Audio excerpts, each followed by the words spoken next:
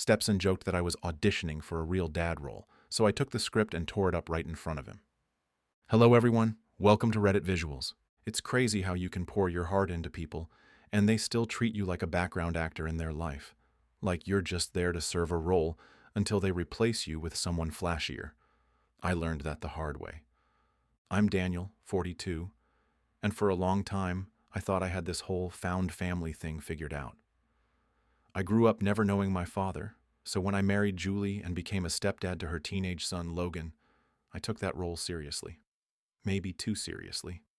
Julie and I met 6 years ago at a charity run, one of those cold early morning 5Ks where everyone's miserable, but pretending they're doing it for fitness or world peace. We were both sweating through cheap event t-shirts and bonded over complaining about the weather.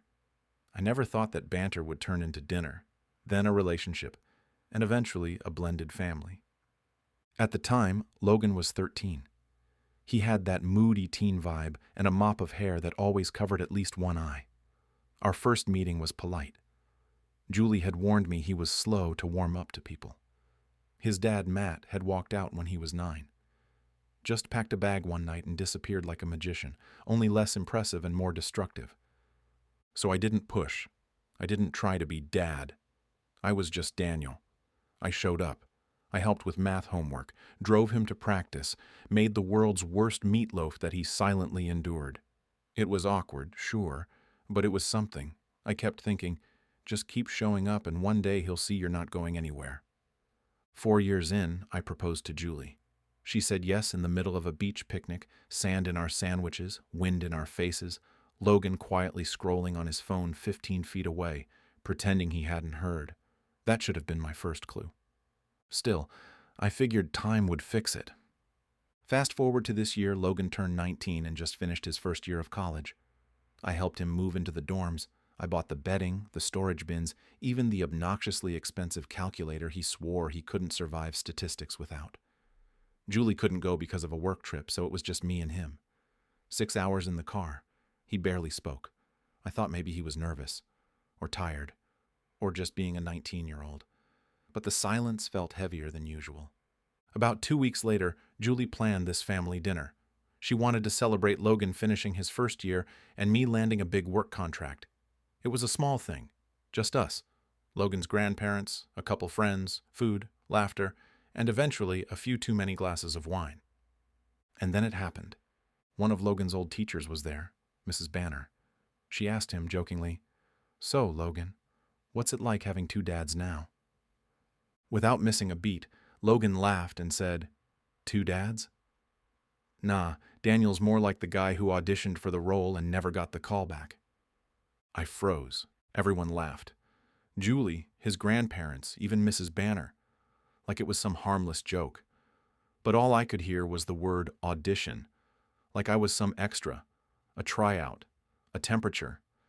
I stared at Logan. He didn't even look at me. Just took another sip of wine and went back to scrolling on his phone like he always did. Like I didn't exist.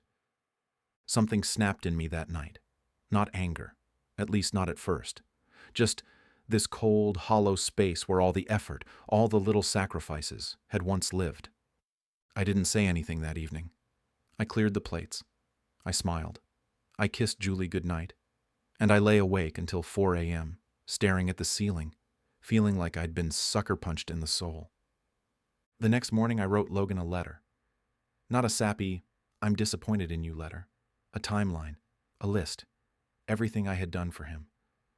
First time I picked him up from school because his mom had to work late.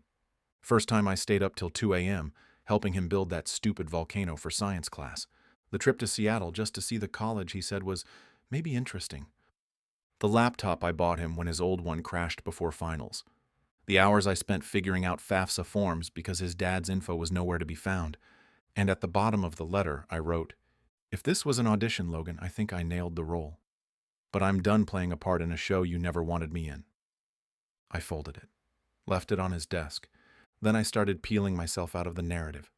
I canceled the payments on his car insurance, transferred the utilities in his name for the apartment we were helping him lease near campus.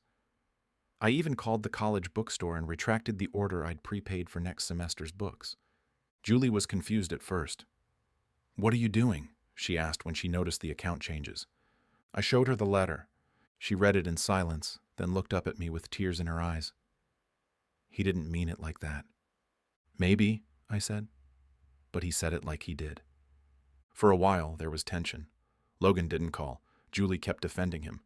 I kept doing what I do, working, living, rebuilding what little pride I had left. Then, 2 weeks later, Logan showed up. I was in the garage, sorting through some old boxes. He just stood there for a moment, not saying anything. Then he held out a crumpled piece of paper. My letter.